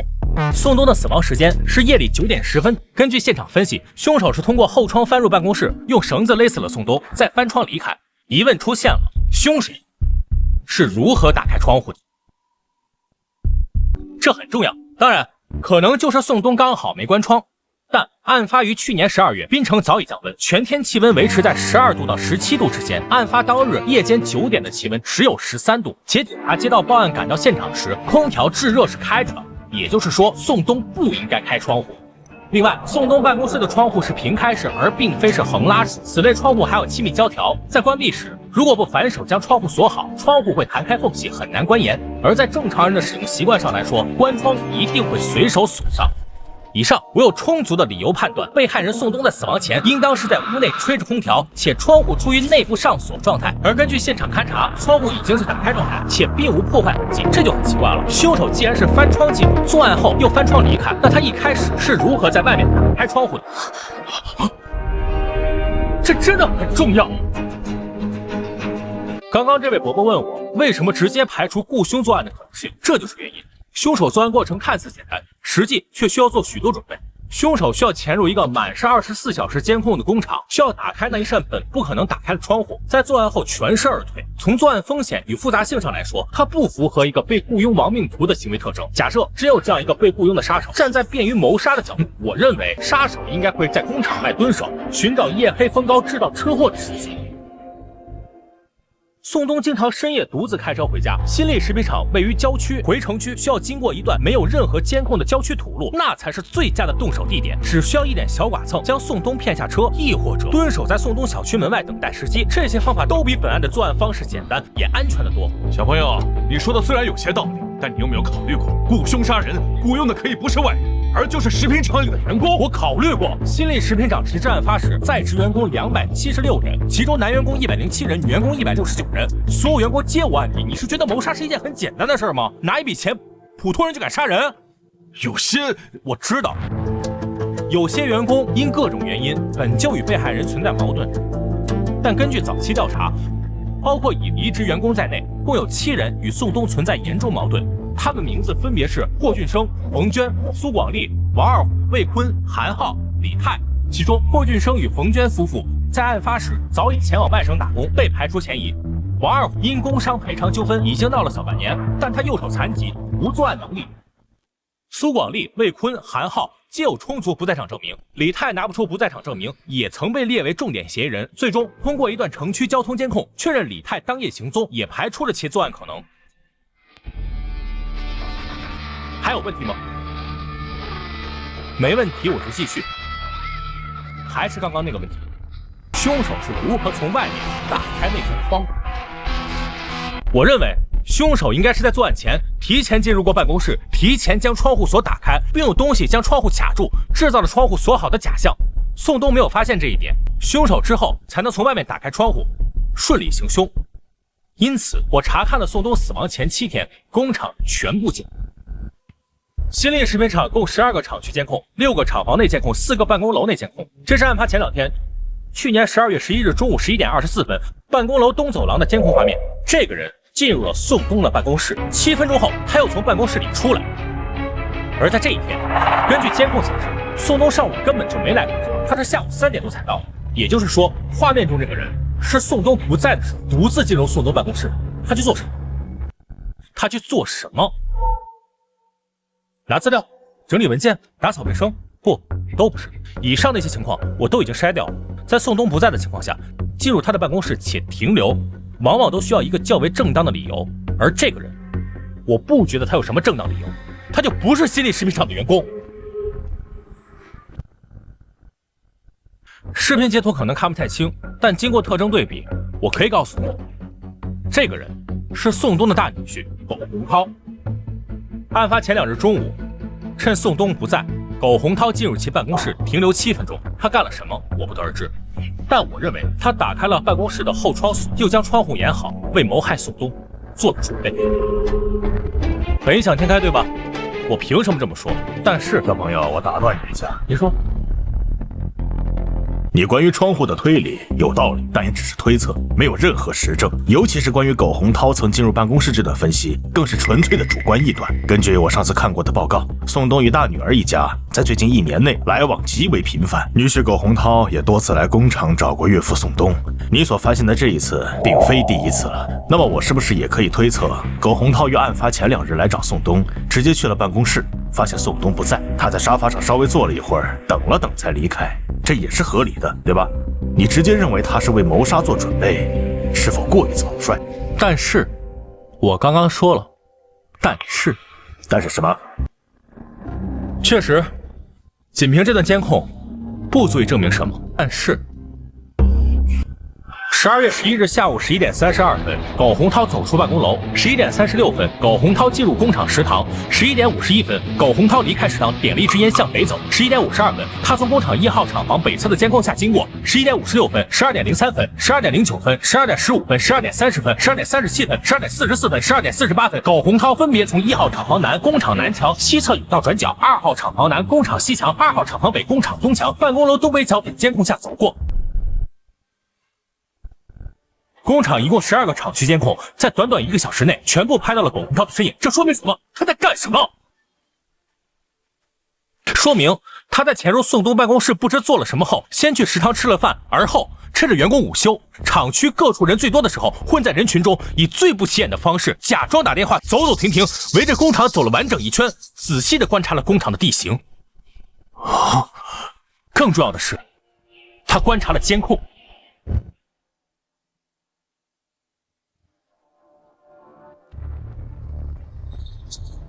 苟洪涛以为只要趁着中午人多，三三两两抽烟闲聊，他混在里面被监控拍下来，每个画面里都有很多人，也没有人会注意到他。正常情况下也确实如此，前期调查中没有人注意到这一点，但我注意到了，并将信息串联到了一起。而我所截取的这些监控画面里，他不仅仅从监控下经过，还在观察监控，这不是正常人该有的举动。就算有人在走路时注意到监控，注意到1次2次也就算了，没有人会全都看一遍，而苟洪涛全都看了。最后12点53分钟，苟洪涛进了门卫监控室，停留了6分钟，离开。我们做一个大胆的假设，他更加直接的去监控室，或许只是装出一副路过进去闲聊的样子。他去干什么？我认为他是去看监控的实际拍摄范围，所以他心里在想什么，他在计划什么。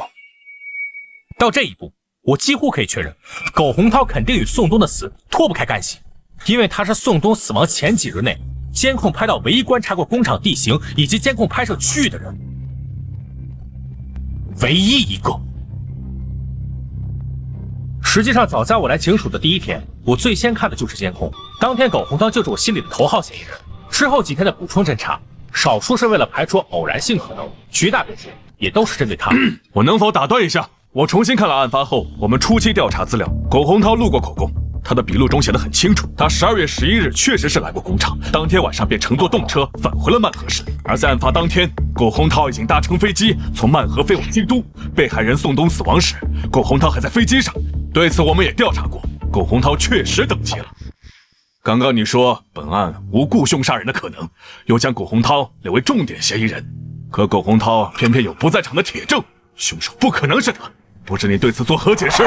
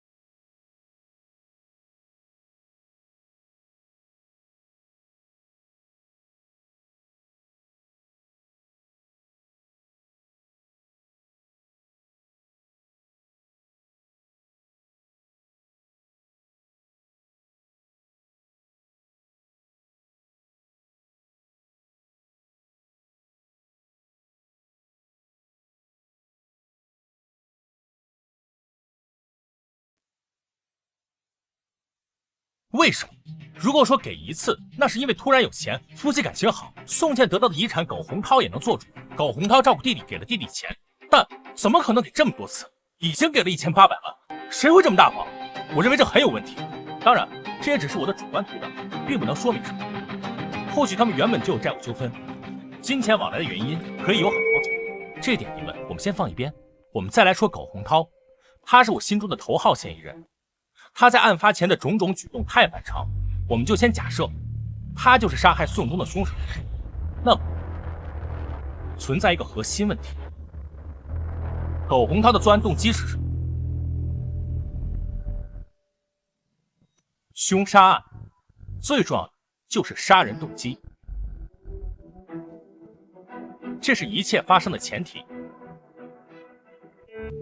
苟洪涛，男，30岁，曼河本地人，是个拆二代。22岁大学毕业后，曾换过多份工作，并在24岁时认识了现任妻子宋茜。4年前，26岁的苟洪涛与宋茜结婚，两人共同经营快餐店。去年5月，宋茜为苟洪涛生下一个女儿。值得一提的是，被害人宋冬并没有参加女儿宋茜的婚礼，他没有收到邀请。直至他前妻冯冬梅去世后，宋冬听说主动联系了两个女儿，双方关系才趋于缓和。苟洪涛的作案动机是什么？如果说是怕傅娇娇强夺财产，死的也应该是傅娇娇，而不是宋冬。而且之前也提到了，宋冬身体并不好，何必铤而走险谋杀一个活不了几年的人，只是为了拿到等几年本就能拿到的财产，这是很不合算的。所以，苟洪涛的作案动机是什么？这一点，原本在早期调查时就应该发现，可因为有人认为苟洪涛的不在证明是铁证，直接收队，不再追查这条线，以至于错过。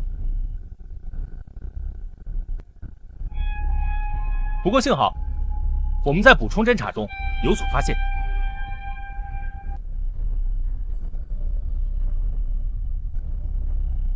在我来到警署的第2天清晨，孙叔便带人去了曼河进行秘密走访调查，直到昨天下午才回来。他为我找到了答案。6年前，苟洪涛开了一家名为汉乐堡炸鸡快餐的快餐店，同年认识宋茜，2年后两人结婚，夫妻共同经营快餐店。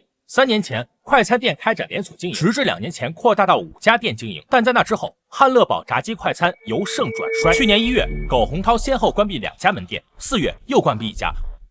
直至案发前，汉乐堡炸鸡快餐只剩下2家还在营业，一家由苟洪涛、宋茜夫妻经营，一家由苟洪涛的弟弟苟洪波代理经营，但全都在赔钱。去年1月到去年11月，苟洪涛夫妇2人的财产急剧缩水，主要源于债务。2家店的店租、快餐材料成本、水电、人工开支等，每个月高达14万，其中店租就要有7万。苟洪涛与宋茜入不敷出，2人的负债高峰是在去年6月，高达57万。去年6月中，宋茜收到一笔打款60万元，这笔钱就是来自于宋茜的父亲，本案死者宋东，父亲帮女儿理所当然。这笔钱帮助宋茜与苟洪涛暂时解决了财政危机，但还清欠款后，宋茜与苟洪涛手上依旧没有，甚至连一家店1个月的租金都付不起。去年7月末，宋东再次给宋茜打款20万。去年8月末，宋东又一次给宋茜打款20万。12月13日，宋东被杀。我认为，假如杀死宋东的真的是他的大女婿苟洪涛，那么苟洪涛的作案动机就是因为钱。苟洪涛的事业处于崩溃的边缘，需要大量现金去拯救。苟洪涛的女儿去年5月份才出生，女儿的诞生加大了家庭的负担。在曼河市这种大城市，养育一个孩子的成本非常高。还有，看这里，这是一份来自于宋东姘头食品厂财务主管付娇娇的笔录。付娇娇可以证实，在去年8月份，宋茜、苟洪涛夫妇曾来过新力食品厂，与宋东因为钱的问题大吵了一架。宋茜甚至以断绝父女关系，并不让宋东看外孙女为威胁，希望能从宋东手中获得资金支持。同时，付娇娇也交代，因为这件事，她也曾与宋东发生过争吵。她对于宋东入股汉乐堡炸鸡的事持反对态度。是的，付娇娇不了解宋茜、苟洪涛夫妇的财政状况，甚至以为夫妇俩是冲着自己来的，让宋东对快餐店入股、扩大经营不过是借口，为了提前转移宋东的财产，防着自己呢。但有一点可以确认，宋东、付娇娇以及宋茜、苟洪涛夫妇3方曾发生过激烈的争吵，或者说是冲突，核心问题只有一个：钱。综上所述，我认为苟洪涛、宋茜夫妇有足够的动机谋害宋东，他们需要马上得到宋东的财产来拯救自己的人生，甚至整个计划的制定者不是苟洪涛，而是宋茜。宋茜与宋东本就没什么感情，若说有，也是恨。宋东在他幼年给他留下了难以抹去的阴影，还因为付娇娇的存在，使得宋茜想从宋东手里得到钱更加困难。多重因素作用下，才有了这次凶杀案。这是一件惨绝人寰、有违人伦性质、极其恶劣的弑父案。当然，以上皆是我基于目前线索的推理结果，但我认为这就是真相。宋茜与苟洪涛就是幕后元凶。由此，却又产生了一个新的疑问：你一直在回避一个问题。什么问题？明知故问。说了。苟洪涛据不在场的铁证，案发时他正在飞机上，他怎么杀人？分尸吗？不可能是雇凶杀人，也是你说的，让你解释都是解释啊！老钱，你什么意思？你能不能让小南说完？总打断他干什么？你跟我喊什么？谁家案件进展汇报不允许提问了？有问题不让提？何况这小子推理出这么大的漏洞，他前面说的那么热闹。嫌疑人不在场证明，他不解释，这一点破不了，一切推理都不成立。你也是老刑警了，就这还护着他？他说不解释了，不让你等等，你急什么？哦，就因为宋茜夫妇那条线是你说不用继续查了，现在查出问题了，你不服气是吗？放心，没人会怪你，不是你能力不足，只怪嫌疑人太狡猾。你行了，小赵、国哥，开会呢，你俩吵什么？都给我坐下。哼，哎。办案压力大，他们也是为了破案。继续吧。刚刚我提到了一个新的疑问：宋茜与苟洪涛既然是幕后元凶，可2人都具有不在场证明，那么是谁动手杀了宋东？你们不用猜了，鉴于某人心急，我也就不卖关子了。我所确认的凶手，或者说直接作案人，就是苟洪涛，没有其他人。他不是有不在场证据吗？他怎么杀？其实最开始推理到这里时，我也很疑惑，明明所有线索都指向了苟洪涛。可他既然在飞机上，就不可能作案，如此反常，会是我推断错了？不，我没错。你认识这个人吧？苟洪涛？错，他是苟洪波。这是苟洪波在户籍系统内的登记照片。其实我最先看到的不是这一张，而是在我来到警署第一天，在网络上寻找一些可能有用的线索时，我看到了这张照片。这张照片来自于宋茜的社交网络，发布于4年前。这是她与苟洪涛结婚当天的照片。注意，右侧3个伴郎中，中间那个人，我们可以将人剪裁出来，做进一步对比。像吧，苟洪涛、苟洪波并非孪生，苟洪涛大1岁，但这对亲兄弟的容貌极其相似。基于此种情况，我当时就想到了一种可能：案发当天登上飞机的真的是苟洪涛吗？当然，这只是我的猜测。现实里真的会有人利用替身的方式制造不在场证明，而实施谋杀吗？就像电影中一样离奇。制造不在场证明的方式有很多种，何必搞得如此复杂？但我认为，当所有人线索、疑点都指向苟洪涛时，哪怕情况再离奇，也可能是真相。而且，我很快就想通了苟洪涛为什么要如此安排。那1800万很可能是苟洪波借谋杀之势对苟洪涛夫妇进行了敲诈。弟弟什么德行？这种潜在风险，苟洪涛不可能没想过，但他依旧如此安排。为什么？因为苟洪涛故意制造不在场铁证。不在场证明的类型有很多种，但实际上，绝大多数案件中的绝大多数嫌疑人都只会提供同一种类型的不在场证明，包括本案。案发时间是晚上9点10分，前后足有数十名嫌疑人被调查，他们所提供的不在场证明多是同一种，也就是人证、配偶作证、男女朋友作证、朋友作证、舍友作证等等。对苟洪涛来说，他也大可以让宋茜给他直接作证，夫妻俩当时在一起做什么，最简单、直接、有效，还不会有第三人知道谋杀计划，更安全。他为什么不这样做呢？因为人是会说谎的，尤其是夫妻关系做不在场证明，在刑侦调查中效力偏弱。而结合本案案情，宋东死后，宋茜、苟洪涛夫妇是受益人之一，拿到数千万遗产。如果只是这种不在场证明，警方绝不会停止对两人的调查。而只要对夫妻2人进行深入调查，就会发现两人糟糕的财务状况，急需一笔钱来拯救。而在那之后，他们刚好就拿到了遗产。我认为，苟洪涛一定是想到了这些，他知道自己作为宋东死亡的直接受益人，本就会被重点调查，而很多问题他难以掩盖，所以他计划故意制造不在场的铁证，目的就是让警方直接放弃对他们夫妻俩这条线的调查。事实也确实如苟洪涛预估的那样发生了。案发后，专案组曾前往曼河调查宋茜、苟洪涛夫妇。案发时，宋茜在家照顾女儿，有保姆作证，而苟洪涛则在曼河飞京都的飞机上。专案组拿到了苟洪涛的登机记录与安检影像，至此终止了对夫妻2人的调查。这就是苟洪涛要的结果。当然，以上种种依旧只是我的大胆推测，还需要小心求证，需要找到苟洪涛、苟洪波兄弟2人当时身份互换的证据。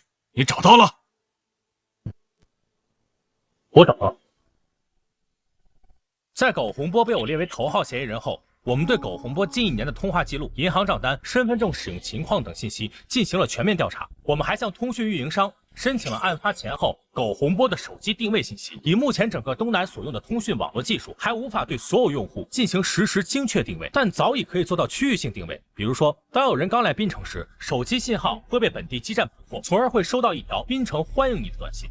而这份文件足以证明，在去年12月13日案发当天以及次日，苟洪涛的手机信号出现在了槟城，一直到案发第2天下午，手机信号才又在曼河出现。而这份文件足以证明，苟洪波的手机信号于12月13日22点58分出现在了京都，而这个时间点本该是苟洪涛抵达京都下飞机、手机开机的时间。还有，这是苟洪波身份证于案发当日在滨州的开房记录。因为时间已经过去大半年，在补充侦查中，我们并没有拿到当时的酒店监控记录，早就覆盖掉了。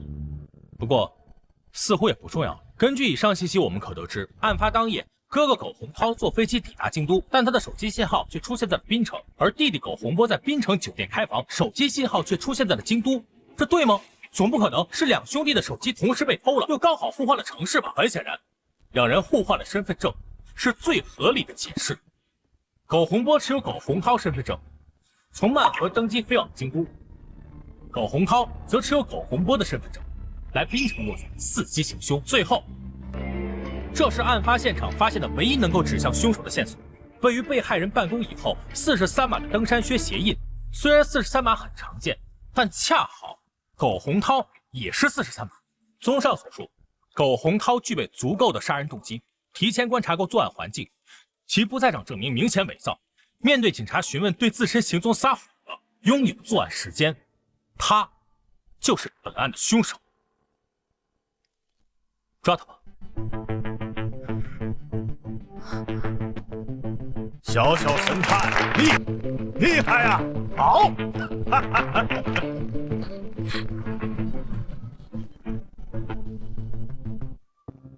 哦，对了，苟洪涛毕业于名牌大学，性格坚毅，事业心强，敢想敢干。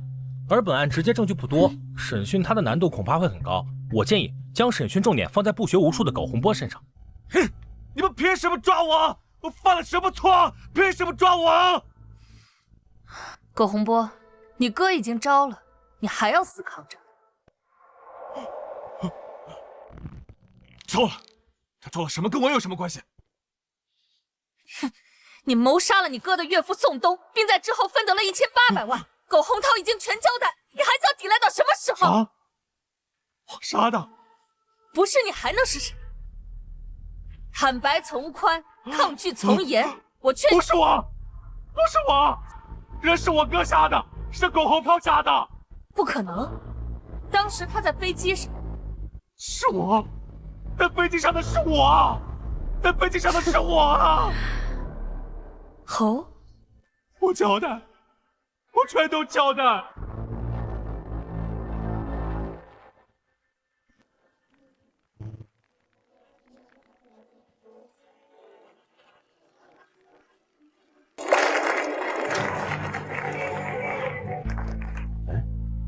今天怎么没看到老钱啊？体检出了问题，住院了，恐怕要申请病危了。真病了？听说是小南提醒过他，虽然两人不对付，但也算是救了他的命。这小子真神了！是啊，廉颇大名，姓真天才，他将来一定是个优秀的警察。不，要叫神探。刚好。